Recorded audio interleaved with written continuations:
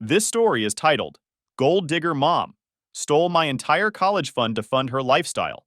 So I did this, and she is begging now. Hey everyone, we put a lot of time and effort into finding these stories to keep bringing you the best content.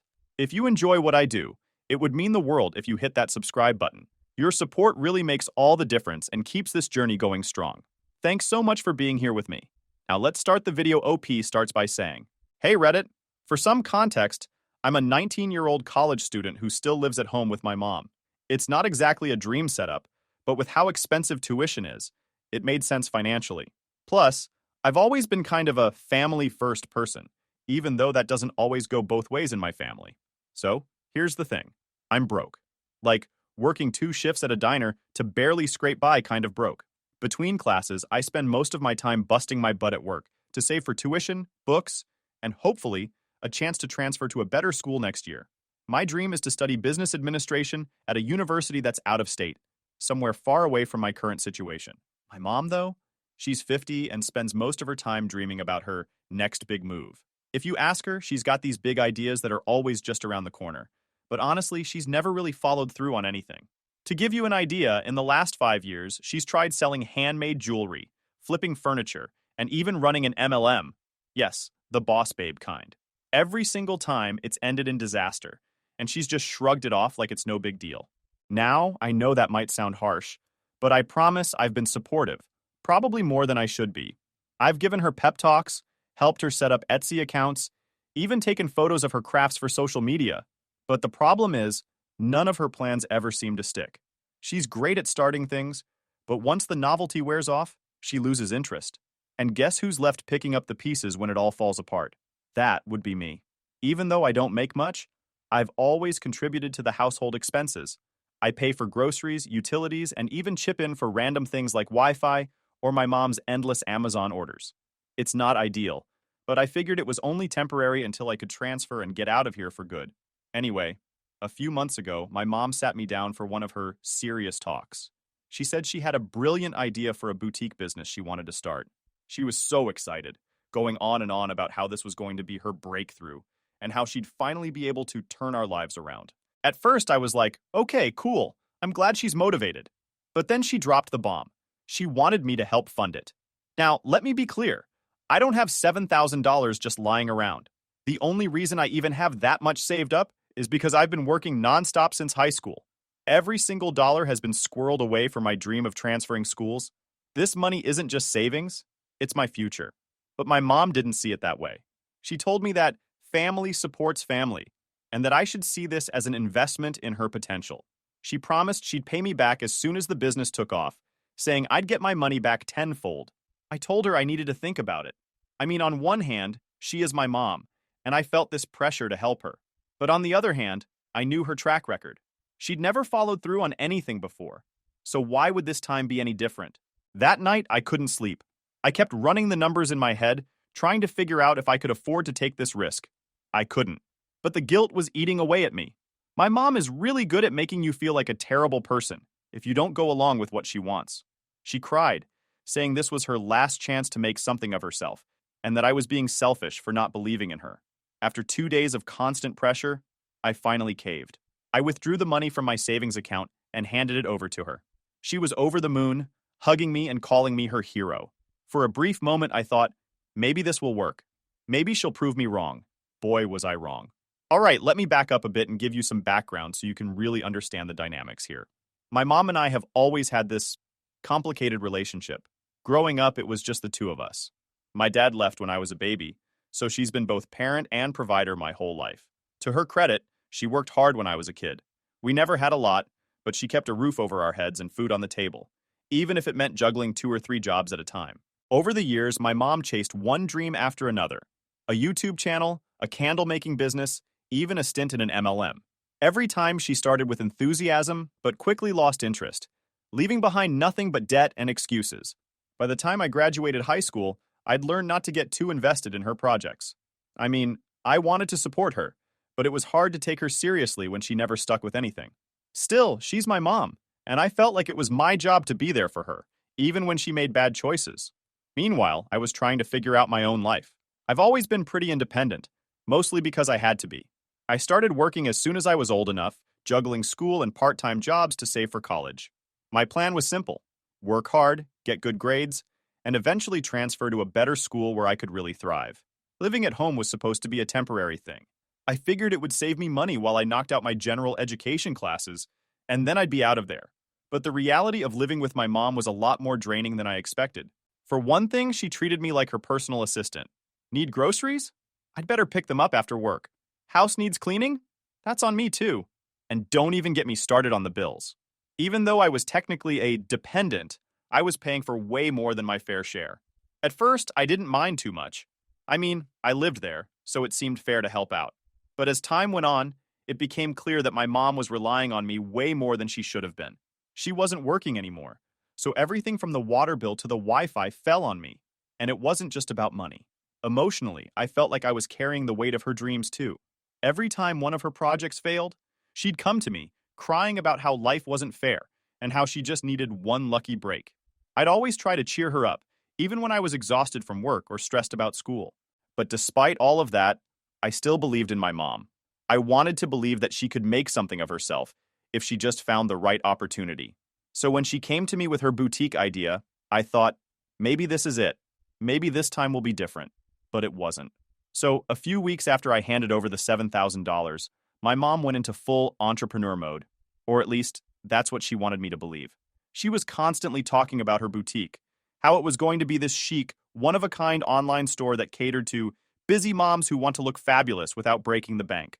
She had a Pinterest board filled with outfit ideas, color palettes, and inspirational quotes like, "Dream big or go home." At first, I'll admit, I was cautiously optimistic. She seemed more focused than she had with her other projects. She talked about finding suppliers, building a website, and even renting a storage unit to keep inventory. It sounded promising. But then the cracks started to show. The first red flag was when she decided to buy a business laptop. Now, don't get me wrong, I understand the need for tools to run a business. But instead of getting something practical, she dropped $2,000 on a top-of-the-line MacBook with all the bells and whistles. When I questioned if that was necessary, she waved me off, saying, "You've got to spend money to make money." The next thing I noticed was the constant flow of Amazon packages. Every day, there was something new. Clothing samples, fancy hangers, packaging materials with her logo on them, even a $300 label maker. Our tiny living room started to look like a warehouse. I asked her how much she'd spent so far, and she brushed me off with, "It's all part of the investment." I started to worry when I realized she hadn't actually done anything to set up the business itself. There was no website, no official business registration, no marketing plan, just a pile of random stuff she'd bought. Whenever I asked her about it, she'd get defensive and say, "I'm working on it, okay?" These things take time. The breaking point came when I overheard her on the phone with one of her friends. She was talking about how she was planning to use some of the money I'd given her to treat herself for all the hard work she'd been doing. She mentioned booking a spa day and buying a new purse. I confronted her that same night. I told her I was worried that she wasn't using the money the way she'd promised, and that I needed to see some kind of progress. Her reaction? She laughed. She actually laughed in my face and said, "You're acting like I owe you something. Relax, I've got it under control." That was when I realized she didn't see this as a loan at all. To her, it was free money, my money, that she could use however she wanted. Things escalated quickly after that. I started keeping a closer eye on what she was doing, and the more I saw, the angrier I got. She wasn't working on the boutique at all. Most days, she'd sit on the couch scrolling through Instagram or binge-watching some random show on Netflix. If I tried to bring up the business, she'd snap at me, saying I was stressing her out and that Rome wasn't built in a day. I tried to stay calm, but it was impossible. This was my savings, my future, that she was blowing on nonsense. I reminded her over and over that she'd promised to pay me back, but she always had some excuse. "I just need a little more time," she'd say. "Once things get rolling, you'll get every penny back." It wasn't just about the money, though. It was the way she made me feel like I was the bad guy for even bringing it up. She'd say things like, "You don't understand how hard it is to start a business," or, "If you can't trust your own mother, who can you trust?" One day, I found out she had lied about something pretty major. She told me she'd set up a meeting with a potential supplier, but when I asked how it went, she got all cagey. I did some digging and realized she'd never even contacted the supplier. Instead, she'd spent the day at a nail salon. That was the moment I snapped. I told her, flat out, that I wanted my money back. No more excuses, no more delays. I needed the money back in my account, and I needed it now. Her reaction? Pure drama. She started crying, saying I was heartless and selfish for not supporting her dream. She accused me of being ungrateful for everything she'd done for me over the years, like raising me as a single mom. Then she pulled the ultimate gaslight, claiming we'd never agreed on it being a loan in the first place. And that's when she said the words that changed everything. It was a gift. A gift? I couldn't believe what I was hearing. I told her point blank that this was not what we agreed on. I reminded her of the countless times she'd promised to pay me back, but she just rolled her eyes and said, "You're too young to understand how life works." At that point, I realized there was no reasoning with her. She wasn't going to give me my money back, not because she couldn't, but because she didn't want to. She saw it as her money now, and nothing I said was going to change that. For a few days, I felt completely defeated. I'd worked so hard to save that money, and now it was gone, just like that. I tried to focus on school and work, but it was hard not to feel resentful every time I saw her sitting on the couch, doing nothing to fix the mess she'd created. But then I had an epiphany. I didn't have to put up with this anymore. In the weeks following my mom's "it's a gift" declaration, I hit rock bottom emotionally. I wasn't just mad, I was gutted. That money wasn't just sitting in a jar waiting to be spent, it was the sum total of years of hard work. Every late night shift, every holiday I skipped to work extra hours, every single time I said no to hanging out with friends because I was saving for my future, it was all for nothing. The betrayal wasn't just about the money, though. It was the sheer audacity of my mom pretending like this was normal, like I was somehow the villain for wanting back what was rightfully mine. And to add salt to the wound, she carried on as if nothing had happened. She kept posting on Facebook about her entrepreneurial journey, uploading stock photos of boutique items with captions like, "Dreaming big things." Stay tuned for my next chapter. Meanwhile, there was no chapter. There was no boutique. There wasn't even an attempt. It was all smoke and mirrors, a facade she put up to make herself look good while she drained me dry. I tried to focus on school, but I couldn't shake the anger. Every time I sat down to study, my mind wandered back to that $7,000. I couldn't stop imagining all the things I could have done with it. Moving out, finally transferring to my dream school, or even just giving myself a tiny break from working 50 hours a week. Instead, I was stuck living paycheck to paycheck while my mom treated herself to spa days and takeout. The worst part? She didn't even feel bad. She walked around the house like she was some kind of visionary, talking about how success is right around the corner. Meanwhile, the bills were piling up. I'd overhear her on the phone with her friends, laughing about how she was manifesting abundance while I was struggling to scrape together enough money to pay for textbooks. The resentment started to eat away at me. It wasn't just about getting my money back anymore. It was about making her feel even a fraction of the pain she'd caused me. I wanted her to realize how much she'd screwed me over, and I wanted her to suffer for it. But revenge wasn't as simple as just confronting her again. She'd already shown me that she didn't take me seriously. Every time I brought up the money, she'd dismiss me or twist the narrative to make herself the victim. If I wanted to get even, I needed to be smarter. The first thing I did was take a hard look at my finances. I realized that as long as I was living under her roof, I was trapped. She'd keep taking advantage of me, and I'd keep letting her because I felt obligated to help. I needed to get out, but moving out wasn't cheap, and I didn't have much left in savings after she took the $7,000. So I started working even harder. I picked up extra shifts at my part-time job, staying late every night and working doubles on weekends. It was exhausting, but I didn't have a choice. Every dollar I earned went straight into a secret account that I opened without telling her. At home, I played along like nothing had changed. I didn't want her to suspect that I was planning my escape. Whenever she brought up her boutique, I'd nod and smile, pretending to be supportive even though it made me sick to my stomach. It took me a couple of months, but eventually I saved up enough to cover a security deposit and the first 2 months of rent for a tiny apartment near campus. It wasn't much, but it was mine, and that was all that mattered. The night I moved out was one of the most surreal experiences of my life. My mom had gone out to dinner with friends, so I took the opportunity to pack up all my stuff. It didn't take long. I didn't own much beyond some clothes, a laptop, and a few personal items. Before I left, I wrote her a note. I kept it short and to the point. Period. Mom, since you believe that family doesn't owe each other anything, I'm taking that to heart. I'm moving out, and I won't be helping with the bills anymore. Don't contact me unless you're ready to pay me back the $7,000 you owe me. Until then, I wish you the best of luck with your business. Your selfish daughter. I taped the note to the fridge and walked out the door without looking back. At first, it felt amazing. I was finally free. Free from her guilt trips, free from her excuses, and free from the crushing weight of living with someone who clearly didn't value me. My new apartment was small and a little run down, but it felt like a palace compared to the emotional prison I'd just escaped. But the reality of living on my own hit me hard. Rent, utilities, groceries, it all added up fast. My full-time job barely covered the basics, and I had to take out a student loan to pay for my classes. There were nights when I'd sit in my tiny apartment, eating instant noodles and wondering if I'd made a mistake. Meanwhile, my mom was blowing up my phone.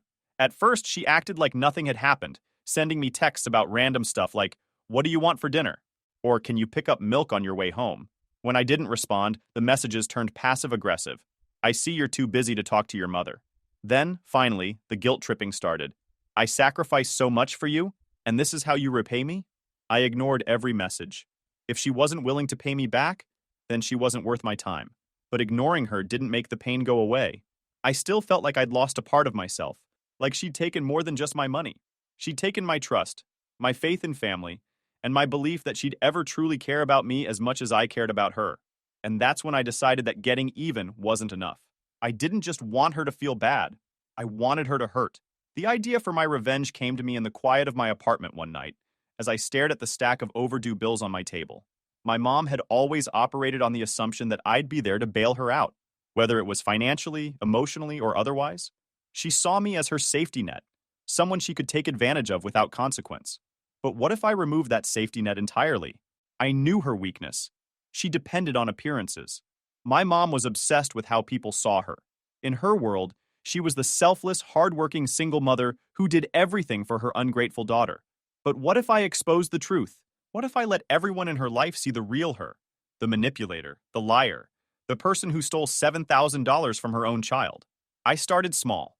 First, I contacted the few friends she still had, the ones she constantly bragged to about her boutique. I casually mentioned that I had moved out because my mom had taken my college savings under the guise of starting a business and then refused to pay me back. I didn't embellish or exaggerate, I just told the truth. The reactions were immediate. One of her friends, who I'd known since I was a kid, actually apologized to me. She said she had no idea my mom had done that and promised to confront her about it. Another friend stopped returning her calls altogether. It was petty, sure, but it felt good to poke holes in the perfect image my mom tried so hard to maintain. Next, I took things online. My mom was big on Facebook, posting motivational quotes, pictures of her work-in-progress boutique, read piles of junk she'd bought, and updates about her journey. So I wrote a post of my own. I didn't name her directly, but it wasn't hard to figure out who I was talking about. I laid out the facts. Period. My mom had taken $7,000 of my hard-earned savings, money I'd been saving for years to transfer schools. She promised it was a loan and swore she'd pay me back, only to later claim it was a gift. She hadn't made a single effort to start her business, instead using the money to fund her own luxuries. I ended the post with this period. I've moved out and cut ties for now, not because I don't love her, but because I refuse to let her take advantage of me any longer. Family is supposed to support each other, not exploit each other. I hope she learns that before it's too late. The post blew up. People shared it, commented on it, and even messaged me privately to offer support. A few people who knew my mom personally reached out to say they were shocked and disappointed in her. Others, strangers mostly, told me they'd gone through similar situations and encouraged me to stay strong. My mom saw the post within hours. She called me, screaming about how I'd humiliated her and ruined her reputation. She said I was destroying the family and that I'd regret it. But for the first time, her words didn't affect me. I wasn't scared of her anymore, and that was just the beginning. I knew my mom was financially struggling without me helping with the bills, so I decided to hit her where it hurt. Remember all those Amazon packages she'd been ordering? The ones she'd put on a credit card in my name without telling me? Yeah, I found out about those when I checked my credit report. At first, I was furious, but then I realized I could use it to my advantage. I reported the charges as fraudulent and filed a police report. I also froze my credit and notified the card company that my mother had been using it without my permission. The fallout was brutal. The card company canceled her account and sent her a notice demanding immediate payment of the balance, over $4,000. She tried to play it off, claiming it was a misunderstanding, but there was no getting around it. Her credit score tanked, and she was forced to pay back every penny. By this point, my mom was desperate. Her boutique dream was dead in the water, her friends were ghosting her, and her finances were in shambles. She started calling me daily, leaving voicemails that ranged from tearful apologies to angry rants about how I'd ruined her life. I ignored every call. One day, though, she showed up at my apartment unannounced. She looked rough, like she hadn't slept in days. She begged me to let her in, saying she just wanted to talk. Against my better judgment, I opened the door to her tearful face. But this time, I wasn't sure if I could forgive her. What followed was a 2-hour conversation that was equal parts apology and excuse-making. She admitted that she'd messed up, but insisted that she'd only taken the money because she thought it would make our lives better. She cried, saying she missed me and didn't know how to fix things. For a moment, I almost felt bad for her. Almost. But then I remembered all the sleepless nights, the stress, and the sheer betrayal I'd felt because of her actions. I told her the truth, that I didn't trust her anymore, and that if she really wanted to fix things, she needed to start by paying me back. All of it. No excuses, no delays. Until then, I couldn't have her in my life. She promised she would, but I wasn't holding my breath. Revenge might not fix everything, but it sure as hell felt good. Thanks for sticking with me through this, Reddit. I'll keep you updated if anything changes, but for now, I'm just trying to move forward. Update. Dot. Hey Reddit, I wanted to give you all an update since so many of you commented and messaged me after my original post. First off, thank you for all the support, advice, and even the tough love. It really helped me see things clearly during a pretty dark time. So here's where things stand now. Period. About a week ago, I got a call from an unknown number. I don't usually answer those, but something told me to pick up. Turns out it was my mom. Calling. From jail. Apparently, after I moved out, her financial situation went from bad to worse. Without my help covering the bills, she fell behind on rent, utilities, and pretty much everything else. To make matters worse, she maxed out multiple credit cards, trying to manifest abundance. Read, buy random crap off Amazon, and couldn't keep up with the payments. When the debt collectors came knocking, she tried to ignore them. But here's where things get wild. In a last-ditch effort to fix her situation, my mom got involved in some shady get-rich-quick scheme. I don't have all the details, but from what I've gathered, it involved fraudulent checks and some kind of identity theft. Long story short, she got caught, and now she's facing some serious charges. She called me from jail, crying and begging for my help. She said she needed bail money, $10,000 to be exact, and that I was the only person she could count on. She went on and on about how she'd learned her lesson, how jail had been a wake-up call, and how she was ready to turn her life around. For a split second, I felt a pang of guilt. I mean, this is my mom we're talking about. But then I remembered all the times she manipulated me, took advantage of my kindness, and betrayed my trust. I thought about the $7,000 she stole from me, the sleepless nights, the constant stress, and how she never once truly apologized for any of it. I took a deep breath and told her the truth. I said, Mom, I hope this really is a wake-up call for you, but I can't help you. Not this time. You need to figure this out on your own. She lost it. She started screaming about how I was abandoning her and how she sacrificed everything for me as a single mom. She even threw in some guilt-trippy lines about how family should stick together no matter what. But you know what? I didn't budge. I calmly told her that this wasn't my responsibility. I reminded her that she's the one who made these choices, and it's up to her to face the consequences. I said I hoped she'd use this time to reflect and come out a better person, but that I wasn't going to bail her out, literally or figuratively. Then I hung up. Since that call, I've been dealing with a mix of emotions. Part of me feels guilty. I mean, she's still my mom, and I don't want her to suffer. But another part of me knows this is exactly what she needs. She's spent her whole life avoiding accountability, and maybe this is the only way she'll finally take responsibility for her actions. I don't know what's going to happen with my mom. Maybe she'll finally hit rock bottom and make a real change. Or maybe she'll keep blaming everyone else for her problems. Either way, I've made peace with the fact that I can't save her. She has to want to save herself.